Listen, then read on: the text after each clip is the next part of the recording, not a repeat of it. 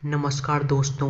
आज से लगभग 4500 साल पहले इजिप्ट में एक ऐसा अजूबा बनाया गया जो आज के दिनों में भी लोगों को चौंका कर रख देता है, जिसका नाम है the great pyramid of Giza. 147 metre की हाइट का ये पिरामिड इंसानों के द्वारा बनाई गई सबसे ऊंची इमारतों में से एक है, वो भी बिना किसी टेक्नोलॉजी के। इसको बनाने में इतने भारी पत्थरों का उपयोग किया गया था कि बताया जाता है कि इस पिरामिड का वजन 6 मिलियन टन है। यदि हम इसे आज की सबसे बड़ी इमारत बुर्ज खलीफा से कंपेयर करें तो वो भी इसके सामने कम पड़ जाएगी, क्योंकि बुर्ज खलीफा का वजन सिर्फ 5 लाख टन ही है। सबसे हैरान करने वाली बात यह है कि आखिर इसे बनाया कैसे होगा, क्योंकि उस ज़माने में लोगों के पास कोई मशीन नहीं थी, जैसे कि क्रेन, बुलडोज़र, कुछ भी नहीं था, और न ही इनके पास पहिए थे। लेकिन फिर भी इन लोगों ने ऐसा अजूबा बनाया जो आज तक खड़ा है। सोच के देखो, 4500 साल पहले बना यह पिरामिड, जिसने इतने सालों तक बारिश, गर्मी, ठंड, भूकंप सबको झेलते हुए आज तक खड़ा है। यह अनुमान लगाया जाता है कि इस पिरामिड को साल 2560 बीसी में बनाया गया था। इसे फेरो खुफू ने बनवाया था। ये इजिप्ट के दूसरे राजा थे। ये पिरामिड नाइल नदी के किनारे पर बना है।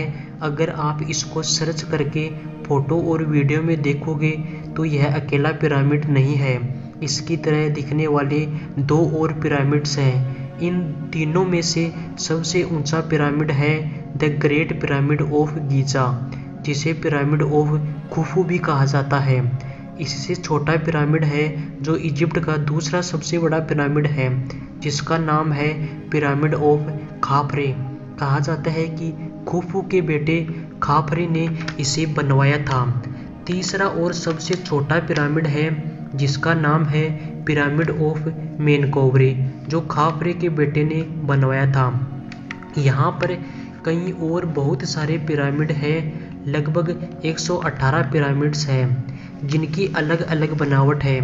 इनमें से कई पिरामिड मौसम की वजह से टूटकर मलबा हो चुके हैं, लेकिन सबसे ऊंची कंडीशन में यही 3 पिरामिड हैं।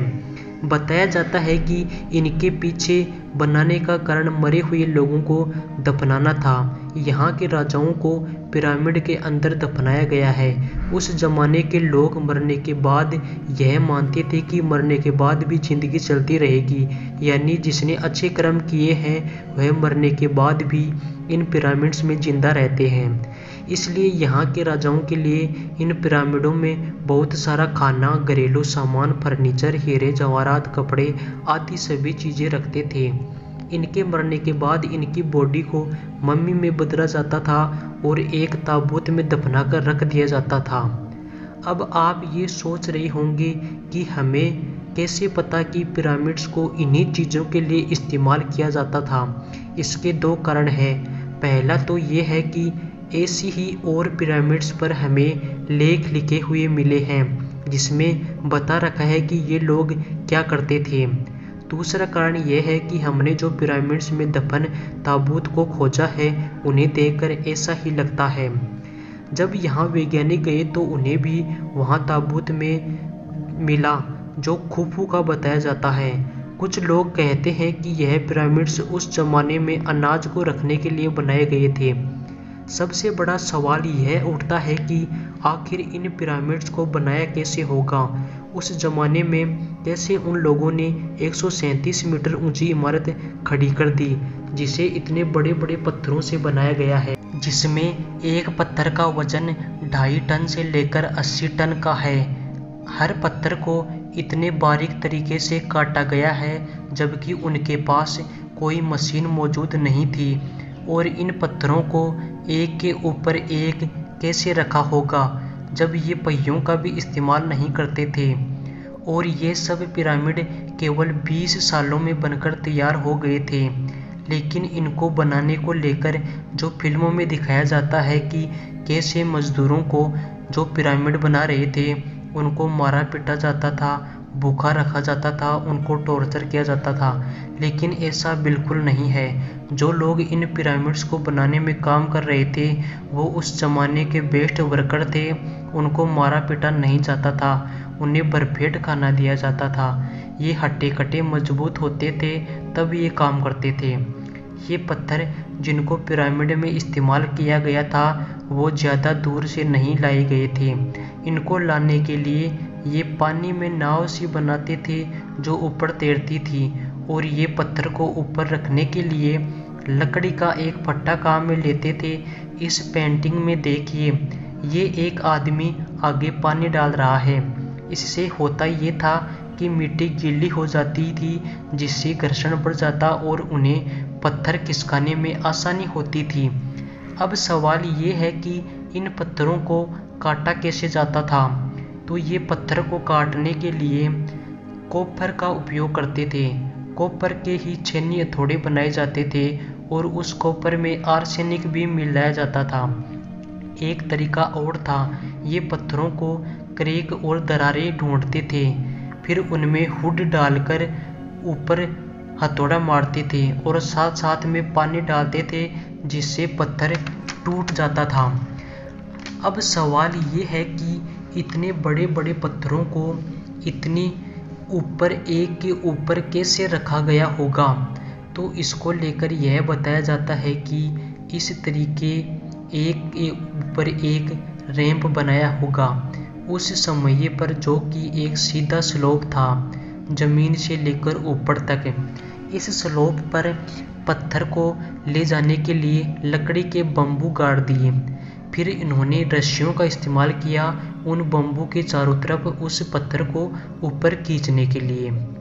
इसके अनुसार पिरामिड्स का हर एक लेवल पूरा करने के बाद इन लोगों ने एक नया स्लोप बनाया होगा, और स्लोप ज़्यादा खड़ा न हो इसलिए ये स्लोप को पीछे तक ले गए होंगे।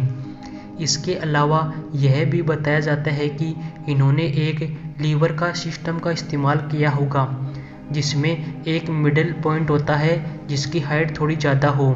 उसके ऊपर एक डंडा लगाया और डंडे की दूसरी तरफ कुछ वजन डाला और इसको फिर घुमाकर ऊपर रख दिया। ये सिर्फ रिसर्च के द्वारा बताया गया है।